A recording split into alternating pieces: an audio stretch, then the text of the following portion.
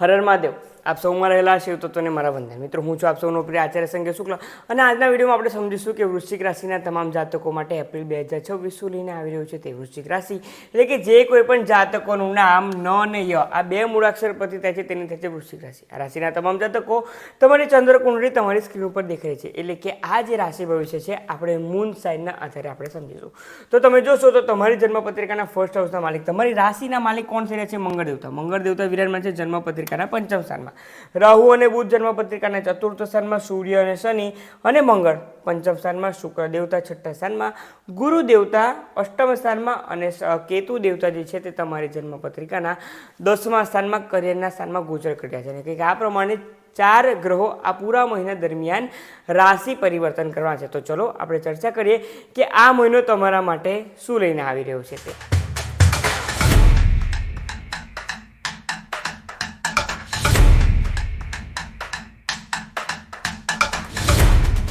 તો વૃશ્ચિક રાશિના તમામ જાતકો સર્વપ્રથમ ચર્ચા કરીએ તમારા સ્વાસ્થ્ય બાબતે। તમે જોશો તો તમારી રાશિના સ્વામી મંગળ દેવતા વિરાજમાન છે પંચમ સ્થાનમાં, પરંતુ તે વિરાજમાન છે સૂર્ય અને શનિ સાથે। એટલે કે સૂર્ય અને શનિ જે બે દુશ્મન ગ્રહો છે, શત્રુ ગ્રહો છે, તે બેના વચ્ચે પીસાઈ રહે છે તમારી રાશિના માલિક। એટલે કે તમારા વર્ક પ્લેસ પરનું જે કંઈ પણ સિચ્યુએશન છે કે તમારી લાઈફમાં જે પ્રમાણેનું હેક્ટિક સિચ્યુએશન ચાલી રહ્યું છે, પતિ પત્નીના ઝઘડા હોય, માતા પિતાના ઝઘડા હોય કે પુત્ર સંતાનના ઝઘડા હોય, આ પ્રમાણેનું કંઈક સિચ્યુએશન ચાલી રહ્યું છે ને, તો તેની તમારા જીવનમાં તમારા હેલ્થ પર થોડીક આ મહિના દરમિયાન ઊંડી અસર થઈ રહી છે તેવા સંજોગો બની રહ્યા છે। તેનું કારણ તે છે, તમે જોશો કે ફર્સ્ટ હાઉસના માલિક પંચમ સ્થાનમાં, પંચમ સ્થાનના માલિક ગુરુ દેવતા વિરાજમાન છે જન્મપત્રિકાના અષ્ટમ સ્થાનમાં, જે આકસ્મિકતાનું સ્થાન છે। તેથી જે રાશિ પરિવર્તન કરી રહ્યા છે તે ગ્રોથના કારક અને અષ્ટમ સ્થાનમાં વિરાજમાન ગ્રહ સાથે થઈ રહ્યું છે। અને અષ્ટમ સ્થાનના માલિક ક્યાં થઈ રહ્યા છે? તે ચતુર્થ સ્થાનમાં છે, રાહુ સાથે છે। તેથી આ મહિનામાં જે કંઈ પણ વાતો તમે સાંભળો છો કે તમારા સાથે જે કંઈ પણ સિચ્યુએશન બધી ઊભી થઈ રહી છે ને, તેના કારણે થોડુંક હેડેક અને થોડુંક વધારે પડતું ઓવર સ્ટ્રેસ તમે થઈ રહ્યા છો। આપણે કહીએ છીએ ને કે સ્ટ્રેસના કારણે પણ કોલેસ્ટ્રોલ, ડાયાબિટીસ, સુગર તમામ વસ્તુ વધી શકે છે। તો તે પ્રમાણે જ એ પ્રમાણેના રોગો જો તમને હોય તો તમારે ખાસ કાળજી રાખવી જરૂરી છે। અને જો નથી તો જે સ્ટ્રેસની સિચ્યુએશન ઊભી થઈ રહી છે ને આ મહિના દરમિયાન, તેના કારણે તે બધું વધી ન જાય તેની ખાસ કાળજી રાખવાની છે। શક્ય બને તેટલું પોઝિટિવ રહો, મેડિટેશન કરો તેટલું તમારા માટે વધારે સારું રહેશે। શનિ દેવતાનું પંચમ સ્થાનમાં વિરાજમાન થવું ને તે પણ સૂર્ય દેવતા સાથે, જે કહી રહ્યું છે કે તમને સાંધાઓનો દુખાવો આ મહિના દરમિયાન થોડીક વધારે તકલીફ આપી શકે છે। તેથી બોડીને વર્કઆઉટની પણ ખૂબ વધારે જરૂરત હોય છે। તે પ્રમાણે બોડીને મૂવમેન્ટ આપતા રહેશો તો સાંધાઓનો દુખાવોને તમામમાંથી તમને છુટકારો મળી શકશે। અધરવાઇઝ ઓવરઓલ જોવા જઈએ તો હેલ્થ વાઇઝ બીજી કોઈ મેજર તકલીફ નથી દેખાઈ રહી, પરંતુ આજના સમયે જે સ્ટ્રેસ વધારે લોકોને થઈ રહ્યો છે તે પ્રમાણે તમને પણ તે સ્ટ્રેસ ખૂબ વધારે થઈ શકે છે અને તેના કારણે તકલીફ મેજર ન આવી જાય ને તેની ખાસ કાળજી રાખી લેવાની છે।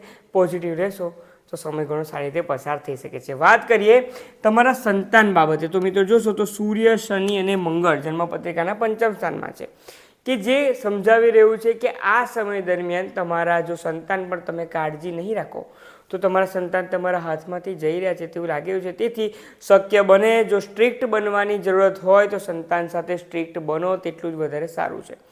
સેમ વેમાં જો કોઈ વિદ્યાર્થી છે ને આ વિડીયો જોઈ રહ્યા છો, તમારા એજ્યુકેશન બાબતે પણ જો ચર્ચા કરીએ તો તમામ વૃશ્ચિક રાશિના વિદ્યાર્થીઓ થોડુંક સ્ટ્રિક્ટ પોતાના સાથે પણ બનવું જરૂરી છે।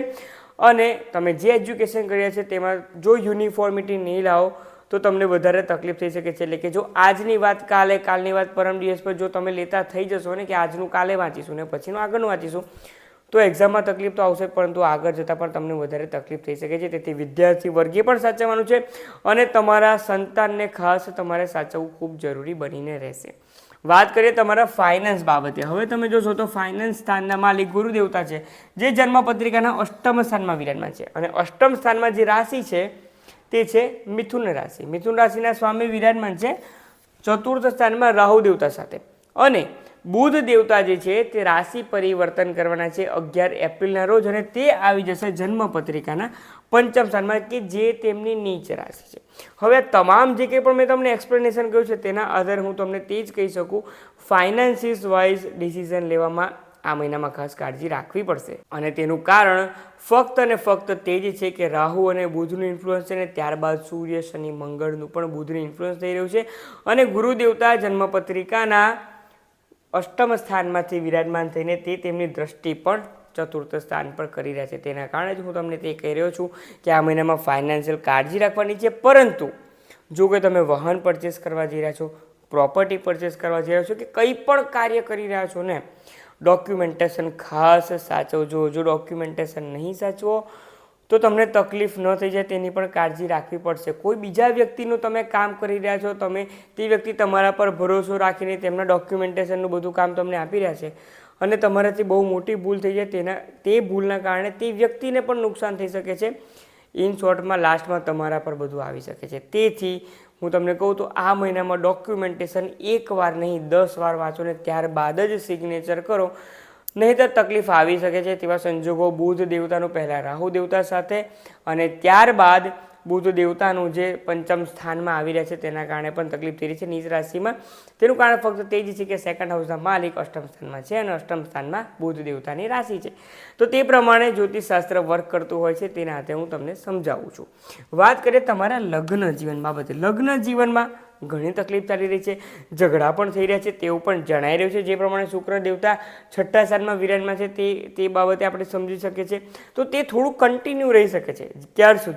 જ્યાં સુધી તમે તમારા લાઈફ પાર્ટનરને નહીં સમજો, તમારા લાઈફ પાર્ટનર પણ તમને નહીં સમજે, ત્યાં સુધી તે પ્રમાણે સિચ્યુએશન યથાવત રહી શકે છે. પરંતુ 19 એપ્રિલ બાદ જે સપ્તમ સ્થાનના માલિક છે શુક્ર દેવતા, તે જ રાશિ પરિવર્તન કરીને આવી રહ્યા છે તમારી જન્મપત્રિકાના સપ્તમ સ્થાનમાં, જેના કારણે તમારા લાઈફ પાર્ટનર સામેથી કંઈક પહેલ કરી શકે છે. હું એમ નથી કહેતો કે તે કરશે એટલે તમારે નથી કરવાનું, પરંતુ સંજોગો વધારે બની રહ્યા છે કે તમારા લાઈફ પાર્ટનર પણ સામેથી કહી શકે છે કે સાથે જ રહેવાનું છે તો શું કરો, આટલા બધા ઝઘડા કરી રહ્યા છે. તેથી મિસઅન્ડરસ્ટેન્ડિંગ, ઈગો ક્લેશ સાઈડ પર મૂકીને આ મહિનામાં થોડુંક વધારે રિલેશનશિપને હેલ્ધી બનાવવા માટે તમારે આગળ વધવું જોઈએ. તો આ સમય તમારા માટે ઘણો સારો સાબિત થઈ શકે છે. તમારા રિલેશનશિપને તમે સુધારી શકો છો, કારણ કે બીજા બધા આસ્પેક્ટથી થોડીક તકલીફ વધારે જણાઈ રહી છે. તેથી જ તમને તમારા લાઈફ પાર્ટનર સામેથી મદદ કરી શકે છે. આ પ્રમાણેની સિચ્યુએશન બનશે જ અને તે બનીને રહેવાની છે. જો બને તો કમેન્ટમાં આવીને જણાવવાનું ન ભૂલશો. વાત કરીએ તમારા ભાગ્ય બાબતે. તો ભાગ્યના સ્થાનમાં કોઈ મેજર પ્લેનેટની કોઈ દ્રષ્ટિ નથી થઈ રહી, પરંતુ ત્રિકોણ સંબંધ બની રહ્યો છે સૂર્ય, શનિ, મંગળ અને 11 એપ્રિલ બાદ બુધ દેવતાનો પણ જે ત્રિકોણ સંબંધ બની રહ્યો છે. તેના કારણે આ મહિનામાં તમારું ભાગ્ય થોડુંક અવરોધાઈ રહ્યું છે તેવું તમને જણાઈ રહ્યું છે. તમારે ખૂબ આગળ વધવું છે, કોમ્પિટિટર્સને હરાવી દેવા છે, જીવનમાં ખૂબ પ્રગતિ, માન સન્માન પ્રાપ્ત કરવું છે, પરંતુ સમય નથી સાથ આપી રહ્યો. તે પ્રમાણેના તમને વિચાર આવી શકે છે અને તે પ્રમાણેની સિચ્યુએશનમાં તમે ગરકી પણ શકો છો. પરંતુ તેના માટે શું ઉપાય કરવાનો છે તે વિડીયોના અંતે હું તમને જરૂરથી જણાવવાનું છું. તેથી વિડીયોના અંત સુધી બન્યા રહેજો. વાત કરીએ તમારા કરિયર બાબતે. કોણ વિરાજમાન છે ત્યાં? કેતુ દેવતાને કરિયરના સ્થાનના માલિક વિરાજમાન છે સૂર્ય દેવતા પંચમ સ્થાનમાં, અને ત્યારબાદ 14 એપ્રિલ બાદ તે આવી રહી છે છઠ્ઠા સ્થાનમાં. તમારા વર્ક પ્લેસ પર જે કોઈ પણ તમારા શત્રુઓ છે, છુપા શત્રુઓ હોય કે સીધું તમારી ફેસ ટુ ફેસ રહેતા હોય તેવા શત્રુઓ હોય, તમામ પર વિજય પ્રાપ્ત કરી શકો છો આ મહિનામાં. પરંતુ ક્યારે? 14 એપ્રિલ 2026 બાદ. ત્યારબાદ તમે સામેથી તેમના સાથે ઝઘડો કરી શકો છો અને તમે જે સાચા છો તે સાબિત કરી શકો છો. અને આ જ સમય છે તમારા માટે તે સાબિત કરવા માટેનો કે તમે જે કાર્ય કરી રહ્યા છો તે ખૂબ સારી રીતે કરી રહ્યા છો અને બીજા લોકો જે તમારું નામ બગાડવાનો પ્રયત્ન કરી રહ્યા છે ને તે તમને કંઈ જ અસર નથી કરી શકવાના. તેથી કરિયર વાઇઝ, જોબ બાબતે, બિઝનેસ બાબતે આ મહિનો ઘણો સારો છે. તમે તમારા પોઈન્ટ મૂકો, તમે સાચા છો તો તેને પ્રૂવ કરવું ખૂબ જરૂરી છે. પછી તમે કહેશો કે ઉપરવાળો જોઈ લેશે, તો તેમ નથી. સૂર્ય દેવતા ઉચ્ચ થઈ રહ્યા છે અને તે પણ તમારી જન્મપત્રિકાના છઠ્ઠા સ્થાનમાં જે શત્રુ હંતા યોગ બનાવે છે.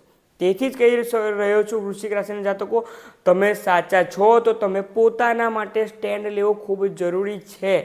જો તે કરશો તો આગળ વધી શકો છો. તો આ પ્રમાણે વૃશ્ચિક રાશિના જાતકો આ મહિનો તમારા માટે કંઈક પોઝિટિવ અને કંઈક નેગેટિવ સમાચાર પણ લઈને આવી રહ્યો છે અને થોડુંક સ્ટ્રેસનું વાતાવરણ પૂરા મહિના દરમિયાન જાણે તમને ઘેરી રહ્યું છે.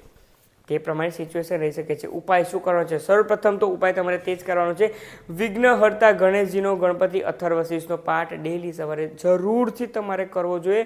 બીજો ઉપાય તે પણ છે કે દરરોજ સવારે અડધો કપ દૂધમાં 1 ચપટી કાળા તલ અને સફેદ તલ ભેગા કરો અને મંદિરે જઈને મહાદેવ પર અભિષેક કરો. જે લોકો વિદેશમાં છે તે પોતાના ઘરમાં જે શિવલિંગ છે તેના પર જ અભિષેક કરી શકો છો.